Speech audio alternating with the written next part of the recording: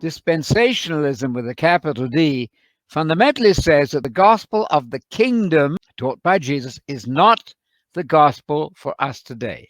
The theory says that the gospel for us today is the gospel of the grace of God and not the gospel of the kingdom. I repeat, the theory says the gospel of the kingdom was preached by Jesus to Jews only, and that gospel was replaced by what they call the gospel of grace, which is for everybody since that time.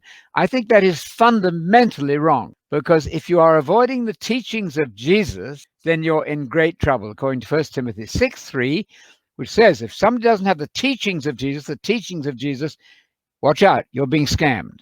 So that's dispensationalism at its worst. It includes also the idea of a pre-Great Tribulation rapture. In other words, they teach that Jesus will come back twice, once secretly to take the church out of it for 3.5 years, and then come again visibly at the end of that 3.5 years.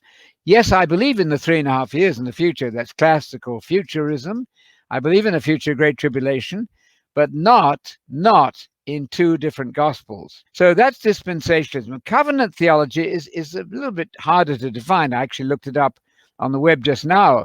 And basically, it would be associated with Calvinism, but it simply says, let's study the covenants. You can't object to that. By all means, let's study the covenants and realize the difference between the two.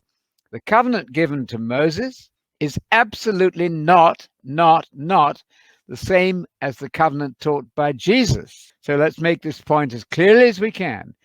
The law of Moses in the letter was for Israel until Jesus came. Jesus came then and began introducing the words of the new covenant, what we'll call the Torah of Messiah. And the Torah of Messiah, which is the Torah in the Spirit, is absolutely never to be confused with the Torah of Moses.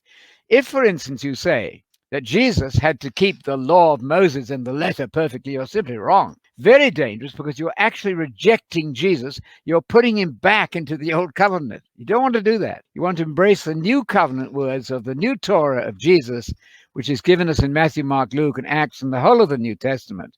So that distinction between the old covenant and the letter, covenant of Moses, and the new covenant in the Spirit of Messiah, the Spirit of the Torah of Messiah, that is to be distinguished as Luke 16:16 does so well, where it tells you that the old system was until John the Baptist, really. And when John the Baptist came introducing Messiah, then the gospel of the kingdom is preached. I'll finish with this. In Acts 20, verse 24 and 25, all problems are solved. In Acts 20, Paul summarizes his own ministry. I went about preaching the gospel of the grace of God. That's in Acts 20, verse 24. And in the very next verse, he defines what that is. And now I know that none of you among whom I went preaching the gospel of the kingdom. I get it. The gospel of the kingdom is the same as the gospel of grace. Don't ever put those in juxtaposition or contradiction of each other. Again, Paul said in 1 Corinthians 9:20, he's willing to go under the law if it'll help win Jews.